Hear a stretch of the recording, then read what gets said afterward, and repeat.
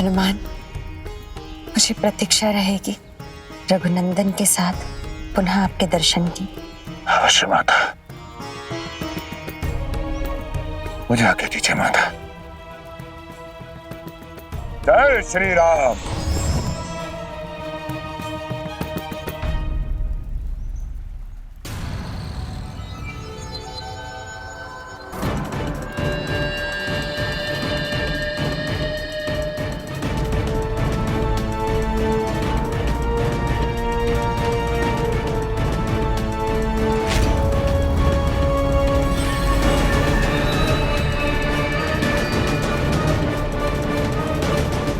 सैनिकों, ढूंढो उस वानर को, यहीं कहीं अशोक वाटिका में छिपा होगा।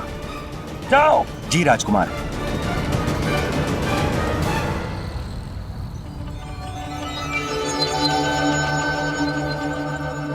वो रामदूत अभी भी यही है अथवा अपनी मृत्यु के भय से भाग गया वो कहीं?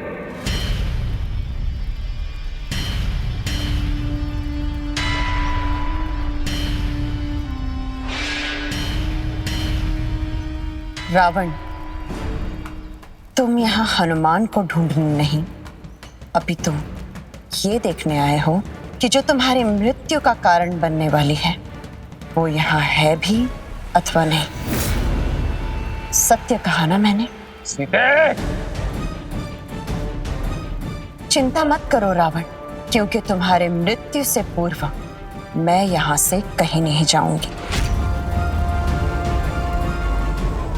यहीं पर रुक कर तुम्हारी मृत्यु की प्रतीक्षा करूंगी। 28 दिन तुम्हारी मृत्यु में अब भी शेष है। स्मरण है ना तुम्हें? 1 मास का समय देता हूं मैं तुम्हें। 1 मास तो बहुत दूर है रावण। तुम्हारा विनाश तो अब से इसी क्षण से आरंभ हो चुका है। पिताश्री, उस वानर के कारण स्त्री का दुस्साहस और बढ़ गया है। आज्ञा दीजिए पिताश्री, इसका दुस्साहस और जीवन दोनों का अंत मैं भी कर देता हूं। हैरो पुत्र, इसके कारण हमारी पूरी लंका जल गई। इतनी सरल मृत्यु नहीं देंगे हम इसे जीवित रहना होगा। ऋण चुकाने के लिए जीवित रहना होगा इसे। समस्त लंका वासियों का ऋण चुकाना होगा इसे, जिनकी आज मृत्यु हुई है। और वो ऋण है राम का जीवन। महाराज, वो रामदूत अशोक वाटिका में कहीं भी नहीं है। लगता है आपके भय से कहीं भाग गया है।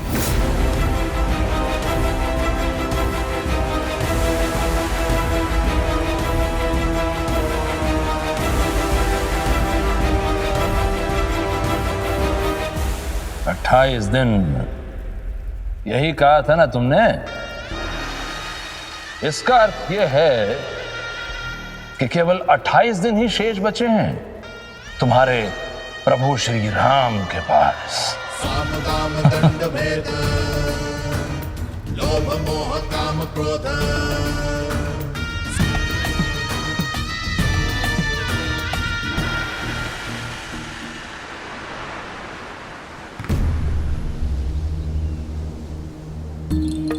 आज का दिन भी समाप्त हो गया, पर हनुमान जी को कुछ पता ही नहीं है। ना जाने कब उनके मुख से माता सीता का शुभ समाचार मिलेगा।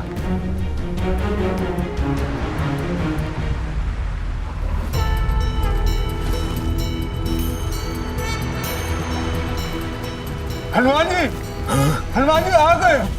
कहाँ है? कहाँ है?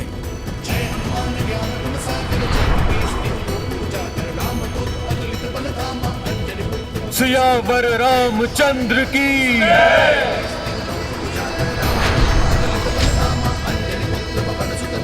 हनुमान जी, सियावर रामचंद्र की। जय श्री राम। जय श्री राम। हनुमान जी, आप आ गए? हनुमान जी, सब कुशल तो है? माता सीता का पता लगा ना? हम आपकी कब से प्रतीक्षा कर रहे थे हनुमान जी। माता सीता सुरक्षित तो है हनुमान जी। असुरों को कोई आयोजित तो नहीं किया होगा ना? हे प्रभु श्री राम, इतने सारे प्रश्न एक साथ तेरे रखिए। मैं आप सभी के प्रश्नों के उत्तर दूंगा, किंतु इतना लंबा समुद्र पार करके आया हूं, पहले तनिक विश्राम कर लो। हनुमान जी, आप राम कार्य को पूर्ण किए बिना विश्राम तो नहीं कर सकते।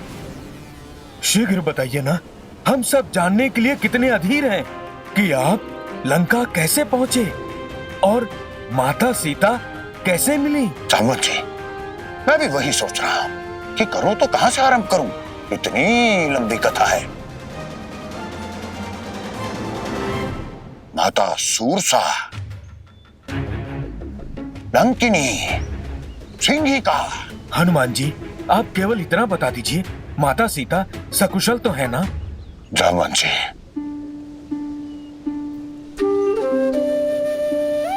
जिनके हृदय में प्रभु श्री राम बसते हो, जिनके मुख पर आठों याम केवल प्रभु श्री राम का नाम हो, संसार में उनका हित भला कौन कर सकता है।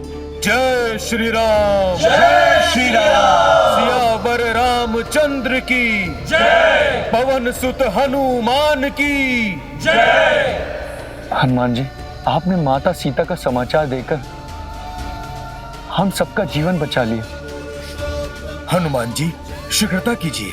जैसे ये शुभ समाचार हमें देकर हम सबों के संकट हरे हैं, उसी प्रकार शीघ्र श्री राम जी से मिलिए और उन्हें ये शुभ समाचार दीजिए। आप सभी किष्किंधा पहुंचिए, मैं प्रभु श्री राम को ये शुभ समाचार देता हूं। जय श्री राम, जय श्री राम, जय श्री राम। हनुमान जी, आपने माता सीता का पता लगाकर इस संसार पर उपकार किया है और आज यहीं से अधर्म के अंत का आरंभ होता है। जय श्री राम, जय श्री राम।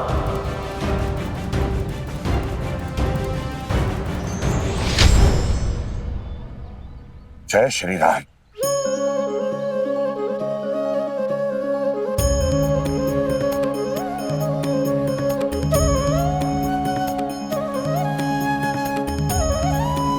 तुम आ गए हनुमान। प्रभु, आपकी कृपा से मैंने माता सीता का पता लगा लिया है। कैसी है मेरी सीते? प्रभु, माता सीता सुरक्षित है और सकुशल भी।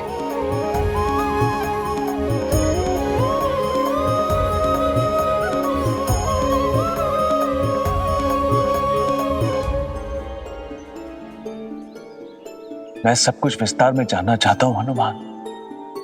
सीते कैसी है? क्या बात हुई आपकी सीते से? उनके हर शब्द, हर घटना, हर भाव, सब कुछ। प्रभु, दूर दक्षिण में समुद्र के मध्य में रावण की राजधानी लंका है। 100 योजन लंबा समुद्र पार कर मैं वहां पहुंचा। उसी लंका की अशोक वाटिका में एक अशोक वृक्ष के नीचे मुझे प्रथम बार माता सीता के दर्शन हुए। प्रभु, उस अशोक वाटिका में आठों पहर रावण के सबसे भयंकर असुरों का पहरा रहता है और स्वयं रावण भी अपने कटु वचनों से माता सीता का आहत करने का प्रयास करता रहता है। किंतु माता सीता अपने धर्म, विश्वास और प्रेम से उस अधर्मी रावण के हर अधर्म का सामना करती है।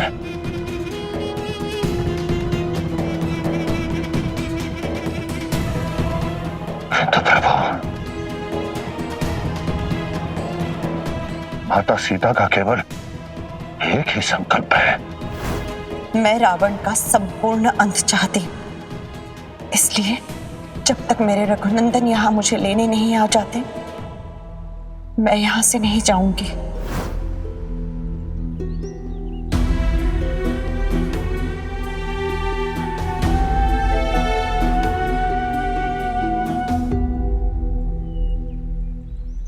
प्रभु,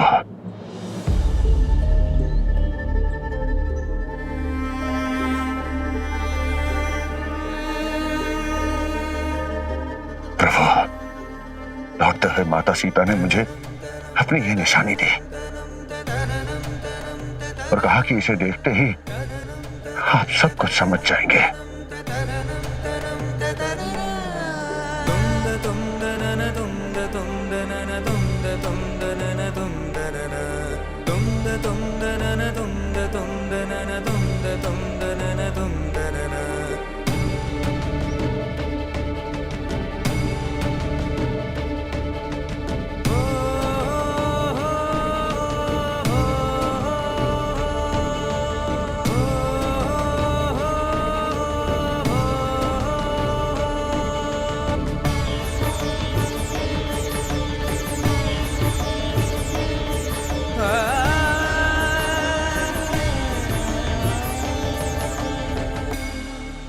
रावण!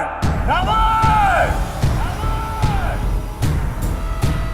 मैं दशरथ नंदन राम ये प्रण लेता हूं एक मास के भीतर तुम्हारे सारे अत्याचार, तुम्हारे अन्याय और धर्म का अंत करूंगा। सीते को तुम्हारे दुखों से त्रास और यातना से मुक्ति दिलाऊंगा।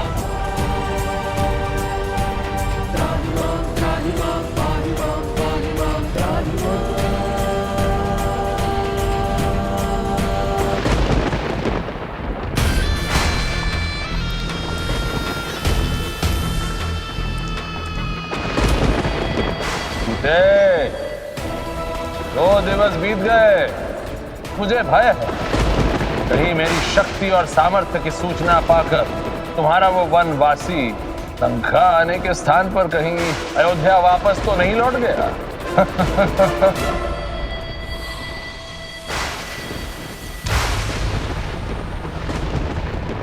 तुम ऐसे पहले व्यक्ति होंगे रावण जो इतनी अधीरतापूर्वक अपनी मृत्यु की प्रतीक्षा कर रहा है। मैं केवल उस वनवासी की प्रतीक्षा कर रहा हूं जिस पर तुम्हें अटल विश्वास है।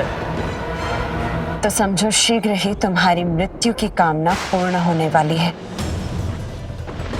क्योंकि अब तक प्रभु श्री राम अपनी संपूर्ण वानर सेना के साथ तुम्हें तुम्हारे अधर्म का दंड देने के लिए लंका की ओर प्रस्थान कर चुके होंगे।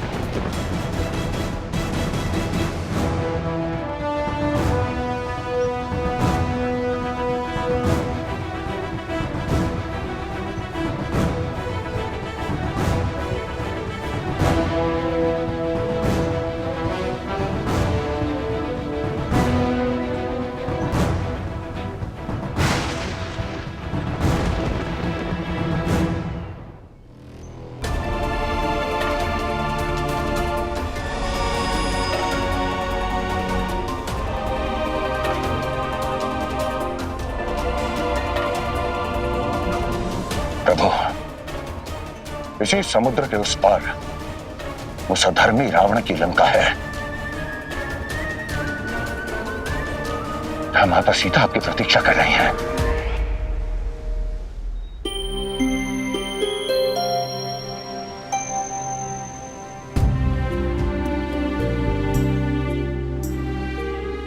पुत्री, समझ नहीं आ रहा है आज ये सागर इतना अशांत क्यों है।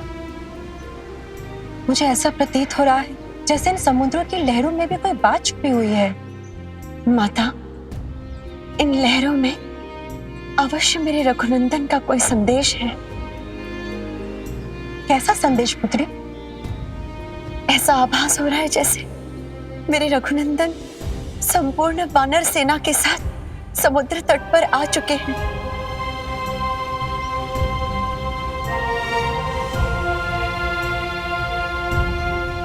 और शीघ्र ही लंका में पधारने वाले हैं मेरे दुखों का अंत करने और अधर्मी रावण को उसके अधर्म का दंड देने। तुम सत्य कह रही हो पुत्री? हाँ माते, मेरी अनुभूति कभी असत्य नहीं हुई।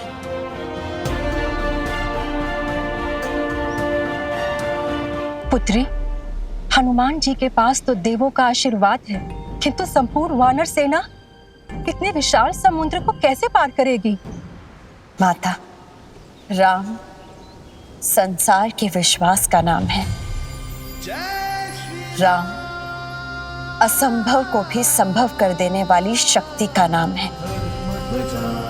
राम का नाम लेने से अधम से अधम जीव भवसागर को भी पार कर जाते हैं। फिर ये समुद्र क्या है? माता, मुझे पूर्ण विश्वास है कि प्रभु श्री राम के धर्म के इस कार्य में समुद्र को भी उन्हें मार्ग देना ही होगा। पुत्री, धन्य हो तुम और धन्य है तुम्हारा यह अटूट विश्वास। अब बस मेरी एक ही कामना है कि तुम्हारे इस विश्वास की विजय हो।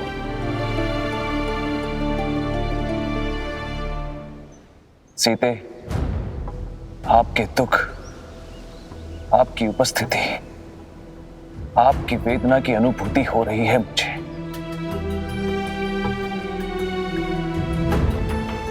शीघ्र इस समुद्र को पार कर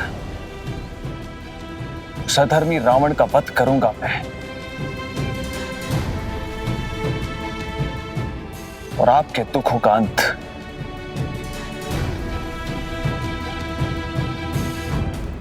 महाराज, एक दो महलों को छोड़कर उस वानर ने समस्त लंका को जलाकर भस्म कर दिया है।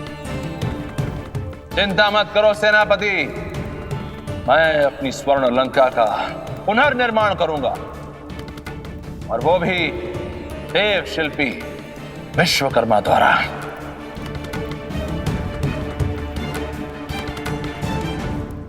क्षमा करे भैया। आरंभ में ही क्षमा, अर्थात अवश्य तुम कोई अशुभ बात करने जा रहे हो।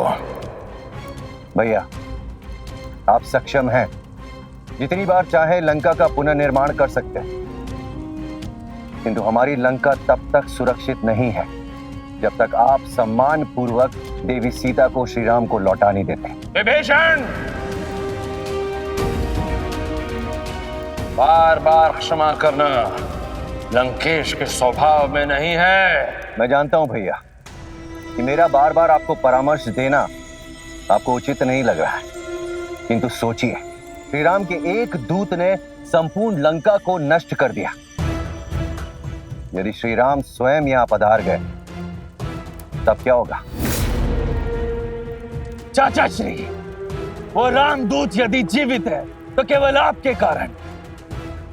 आप ही ने उसे मृत्यु दंड न देने का परामर्श दिया था। मेघनाथ, तुमने प्रयास किया था उसका वध करने का, किंतु क्या हुआ? असफलता हाथ लगी ना। विभीषण, अब एक शब्द और नहीं।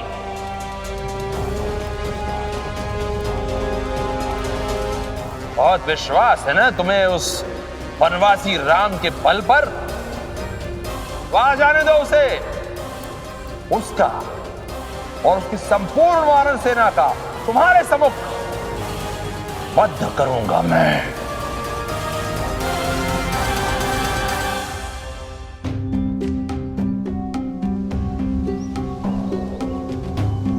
भैया, सोचने में समय क्यों नष्ट करना? चलाइए अगली बार और सुखा दीजिए इस समुद्र को। नहीं लक्ष्मण, अकारण शक्ति का प्रयोग करना उचित नहीं। ऐसे फिर हमारी वानर सेना इस विशाल समुद्र के उस पार कैसे जा पाएगी?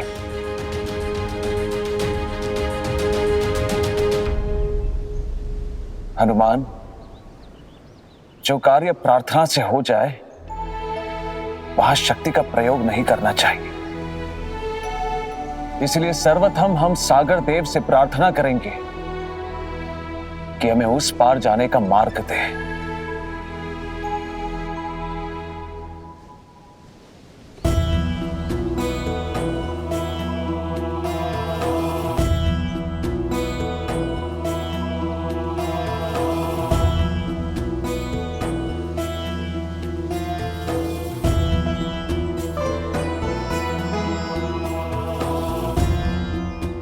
ओम सागर देवाय नमः। ओम सागर देवाय नमः। हे सागर देव, मैं दशरथ नंदन राम आपसे प्रार्थना करता हूं, धर्म की स्थापना के लिए मुझे और मेरी समस्त वानर सेना को लंका जाने का मार्ग दीजिए।